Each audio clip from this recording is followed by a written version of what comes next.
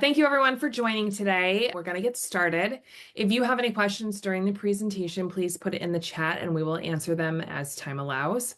As a reminder, we will send you a link to the final recording and presentation with helpful resource links after the session. Today's 108 Degrees Digital Marketing Workshop is presenting the email list segmentation presentation led by Marianne Pfeiffer. Marianne is a marketing professional passionate about helping her clients reach their goals. She's the founder and principal of 108 Degrees, a women-owned and women-led agency with over 20 years of outstanding service to small businesses, nonprofits, and educational institutions. She is also a MailChimp Pro partner with over 25 years of experience in email marketing and the author of Precision Email: 7 Lessons in Engagement Strategy. Today, Marianne leads our session as your marketing strategist, helping answer the digital marketing and brand questions that will lead you to success. Marianne, over to you. Thank you, Lauren, very much for that lovely intro. All right, so today we're going to talk about email list segmentation. This is a big topic for pretty much all audiences that we talk to. So we wanted to break things down into sort of the important nuggets that you care about. So we're going to start by helping you to understand the importance of email segmentation. If you're watching this, you probably already know that it's important. However, there may be people in your organization that don't, and you have to explain it to them and you have to articulate why it's important and why you should be taking time out of your very busy schedule to work on this. And this will provide you with some of the reasoning to do that. Then we're going to demonstrate some of the benefits of segmentation. Again, this might be more for your boss than for you, but that's okay. We want you to understand how segmentation can help you in different areas of your email marketing to improve things. And then finally, we're going to work on some actionable strategies and some best practices for implementing segmentation. Now, this is a very brief presentation. This could be an 8-hour course, so we're going to go through stuff very quickly. I also want to try to leave some time at the end for questions, so we'll get through as much as we can. Know that this goes a lot deeper. I have included links at the end of this presentation with some different articles you can read to dig in a little deeper if you're interested. All right, so let's start with the very basics of why we should be segmenting. Before we really dig into why, let's talk about the what. So when we're talking about segmentation, what we're talking about is taking your list, slicing and dicing it, dividing it into targeted groups based on specific criteria. Why are you doing this? You're doing it because you want to send customized communications. You want to target the common factors of the group and use that to sort of leverage engagement and interaction with your audience. One of the biggest pitfalls that we see in segmentation is people get very excited about how they can segment. And they say, oh, I can get a group that does this and a group that does that. If you're not actually going to target communications to that group, the reality is if your email list is not, a million, you're probably not sending 20 emails a day. So if you're not sending 20 emails a day, you don't need to have that many segments. Really think about your communication plan and what you want to say and what you need to say, and then start looking at the segments that it would apply to. Don't over segment. All right, but why is it important? Few reasons. First of all, personalization. When you have a targeted segment, it is a lot easier to personalize the type of communication you are sending. I don't mean personalization as in dear first name. I mean personalization as in the type of data, the type of information that is relevant to that group. You get better engagement with a personalized communication, and you get better ROI overall with targeted personalized emails. All right, from there, statistics. So the numbers tell us that 52.9%, so almost, over 50% of B2B marketers get higher click-through rates when they're using segmentation. So if you're trying to talk to a B2B audience, segmentation can be very, very valuable in driving traffic back to your website or to whatever you want to help your users engage with. If you're a direct-to-consumer brand and you're trying to drive more revenue, direct-to-consumer brands that use segmentation get 40% more revenue when they're personalizing. So if you can segment to personalize information that your visitor cares about, you're going to drive more revenue. So these are reasons why you should take time to do it. This is reasons you can use to justify with your team why you have to spend time doing it. And these are levers that you can try to push with your personalization and your email segmentation. All right, let's talk some of the other benefits. So first big benefit is engagement. When we're talking about engagement, segmentation allows you to find a topic, an area, an interest point for that specific group that is more likely to get them to reply, click, complete a survey, attend a webinar, whatever it is, right? You're going to get more engagement because you're targeting the messaging to exactly what that segment cares about. We know that tailored emails will resonate more, both with consumer brands as well as B2B, and even in the nonprofits. We work with a lot of nonprofits, so I'm going to talk a little bit about nonprofits in this presentation. But when you're talking about a tailored email, the message resonates better because it's more personalized for them. This is a big one when it comes to segmentation and its deliverability. And it's not one that most people think of offhand as the first thing, but it's actually really, really important. More and more today, especially in B2B audiences, we're getting shut out of the inbox, right? It's hard to land in an inbox that is firewalled, that is blocked. You have to be very, very relevant to land in the inbox of your subscriber today. Deliverability is tough. But when you're segmenting, you can improve your deliverability by virtue of the fact that you are going to get higher engagement. By getting higher engagement, you are less likely to be spam blocked. You are less likely spam complaints. Remember, deliverability is not just about you and the one subscriber. It's about your entire domain reputation on the internet. So every ISP, every ESP out there, okay, is looking at your domain and saying, are you relevant? And if you are relevant, then I guess we'll let you into the inbox. So the relevance is personal with the user. That's engagement. But it is also at a level of your domain. Do we trust that your domain is relevant to the types of things that recipients in this domain like to receive? So deliverability is a big reason for you to think about segmentation. Now, whether you're B2B, B2C, nonprofit, we're talking about increased nurturing and revenues. Okay. So what do I mean by that? In the B2B world, typically you don't have a quick widget buy. Typically you have some level of nurturing that has to happen via email, letting people know about your products or your services, how they buy them, when they might need them, how to recognize them.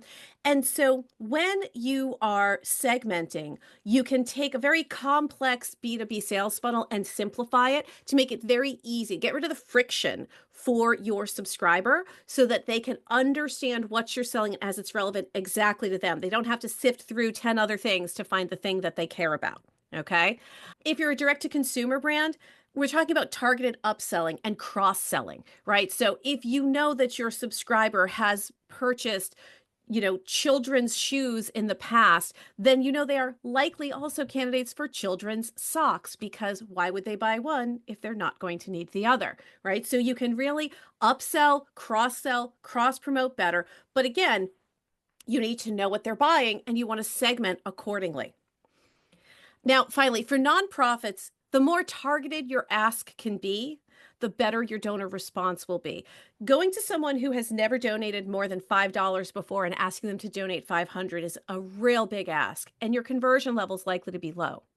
But going to your major donors who have continuously given maybe between $250 and $750 before, a $500 ask is pretty fair. It's a reasonable thing to try to reach for. So you target your ask based on what you know, based on the segment of your nonprofit subscribers. So that way you can get a better result, better revenue driving from your asks. Another big benefit here is reduced churn. So think about landing in their inbox and not being relevant to them. The more that you do that, the more likely it is that your subscriber will unsubscribe or start to ignore you. But you can reduce your churn because you can re-engage your inactive subscribers with personalized, segmented information so they don't become unengaged or you bring them back in again. This also reduces list attrition, right? So if we think about there's a natural attrition, I think the example I gave in our last presentation was, say you sell refrigerators. Most adults in their lives will buy a refrigerator at some point. Maybe they're moving to a new apartment or buying a house or building a house or whatever. However, how many refrigerators does somebody need and when will they need the next one? People will naturally fall off your list. But maybe in addition to refrigerators, you also sell stoves or cooktops or grills or something else that somebody who owns a refrigerator might be likely to need. Again, segment that list so that you can offer those other things and reduce that churn. They won't fall off your list as quickly because you will still be relevant to them. Let's take a minute and talk about some of our strategies. And these really vary widely according to the size of your list, the data that you have, but let's take a big look at what you can start to look at. I want to start with data that you own. The most important data about your subscriber is data that you know is true, and data you own is and should be data that you know is true. You've probably heard the term before, zero-party data. You hear zero-party, first-party. What does all of that mean? When I'm talking about zero-party data, I'm talking about information that your subscriber has shared with you. Things where they've raised their hand and volunteered and said, I'd like you to know this about me. These are things like preferences. Oh, I'd like to get this type of email, or I like these kinds of products. Purchase intentions. I intend to buy in the next 30 days, or I'm just browsing. I'm not really intending to buy. I'm just doing research. Any type of personal context that they give you based on how they entered your list, data you've collected along the way through maybe surveys and other opportunities like that. Anything that they give to you, that's zero-party data. The other data that you own is what we call first-party data.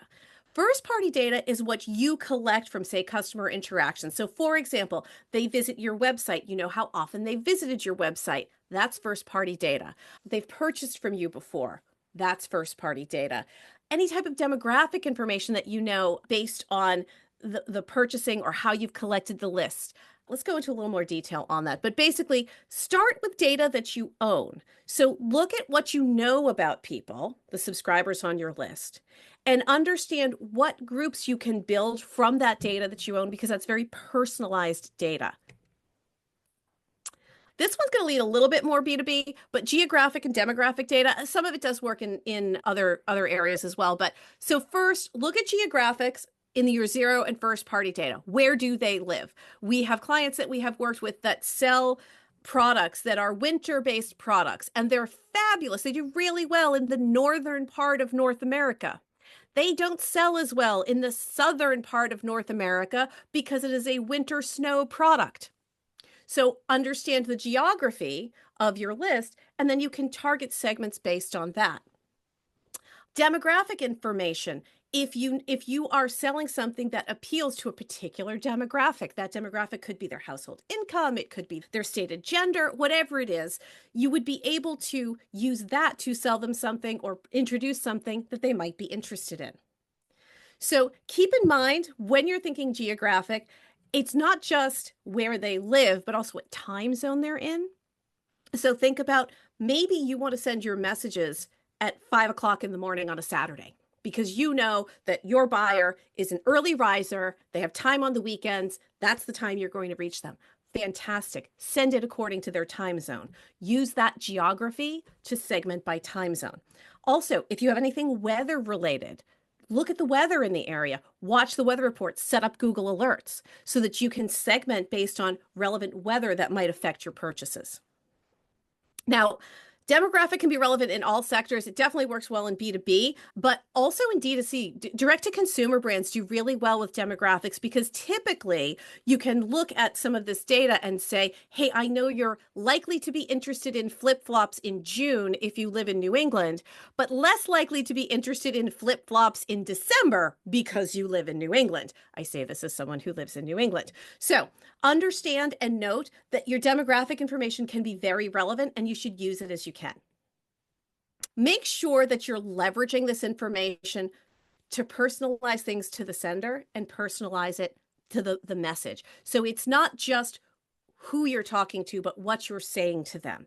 Think about geography, think about demographics, and really customize your message so that it fits what the expectation would be for that subscriber.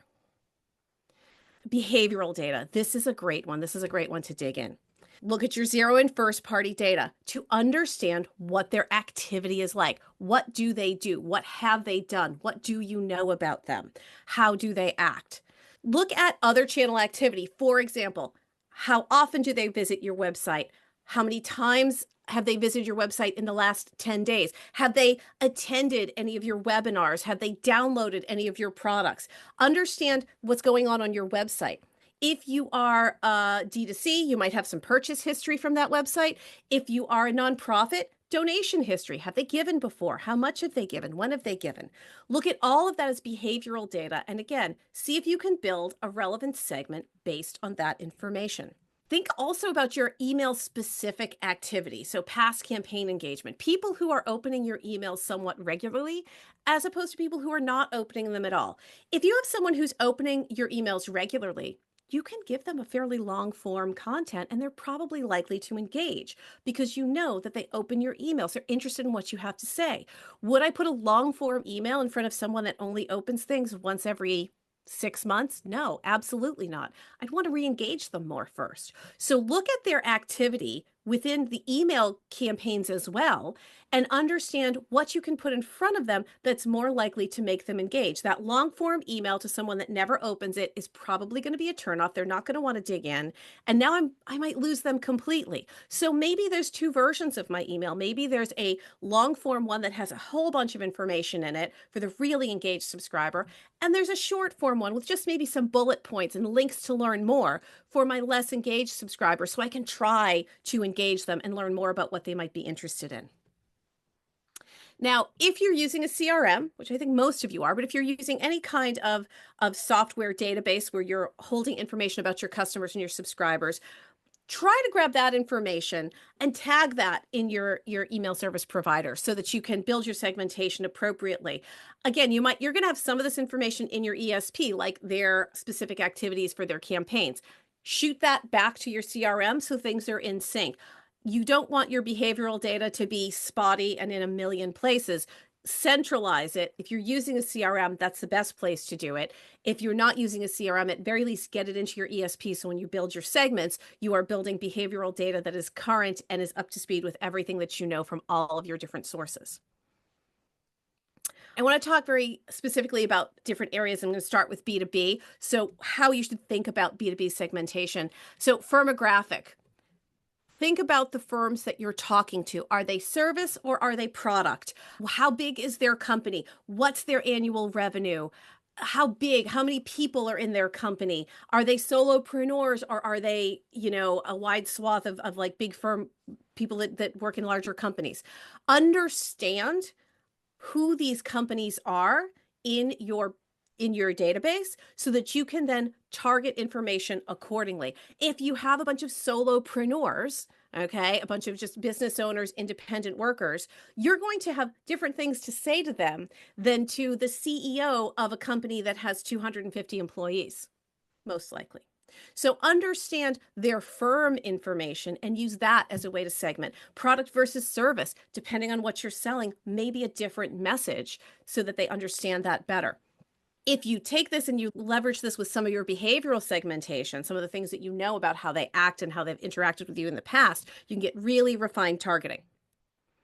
B2B, you should also think about job title and decision-making authority.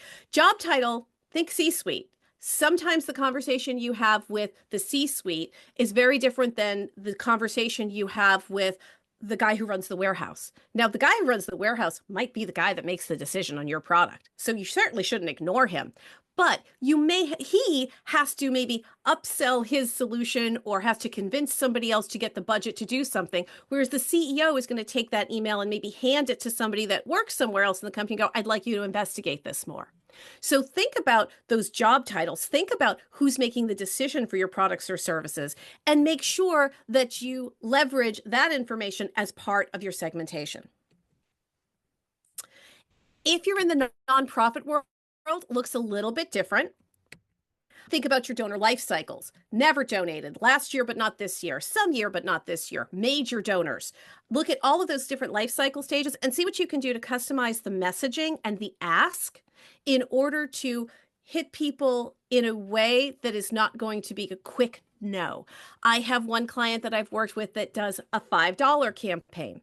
They have segments of people who have never donated, and they just ask them to donate $5 because for them, just getting them to participate is much more important than how much money they're getting from them. They just want the participation. Now, once you've donated $5, maybe the next time we'll ask you for $25 and so on and so on.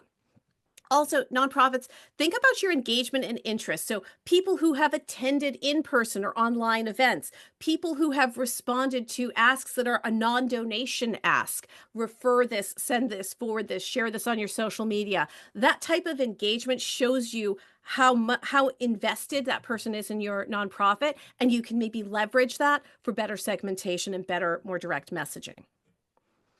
All right, I'm going to jump into, we're getting close on time, so I'm going to jump into a few advanced tactics here. In the B2B world, think about intent, right? Think about the intent. Is that company a growing company, or did they just have a layoff? Is that company expanding their workforce in the tech side or in the warehousing side? Understand what the business values, goals, and what's driving them, as well as the individual decision maker, so that you put in front of your subscriber the thing that's not only relevant to them and their job, but to their company as a whole. Think about lead scoring if you're not using it already. Lead scoring, and this is something if you look into your CRMs, a lot of them offer it, they assign numerical value to different types of interactions. So when people visit your website, it's worth 5 points. When people click on your email, it's worth 10 points. If you use some kind of lead scoring, you can then take that lead scoring and look at segments based on lead scores and subdivide out accordingly with other interests.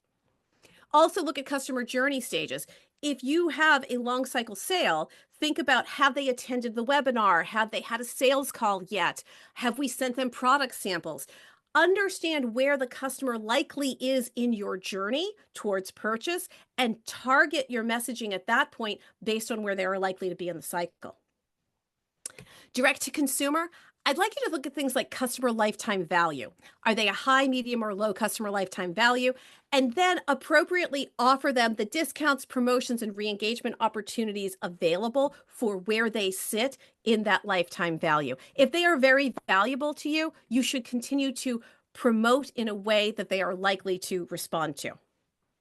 And certainly think about putting together multiple pieces of segmentation. So take behavioral along with demographic, take your geographic and your engagement, put multiple pieces that we've talked about together to build very, very targeted segments. Again, if they are a high value CLV, you really want to give them a very customized messages to keep them in the fold.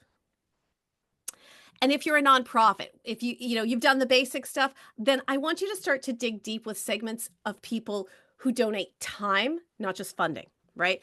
Sometimes the easy thing is to just put in your credit card and give. The harder thing is to give your time and actually show up. So dig deep, talk to your volunteers, give them very specific messages, thank them for the value of their time. The one thing we can never buy in this world is more time. So absolutely recognize that. Reach out to past board members, not just your current board, past board members, past volunteers, past organizations that you've interacted with or co-sponsored things with. Work on custom messaging based on your history with people. And don't just ask them for money, but ask them what else they can do. Finally, take a look at predictive analytics. Try to determine, based on the history from your past donors, who your next likely high value donors are. Look at your past volunteers and look at who are likely to be volunteers and influencers for the rest of your campaigns.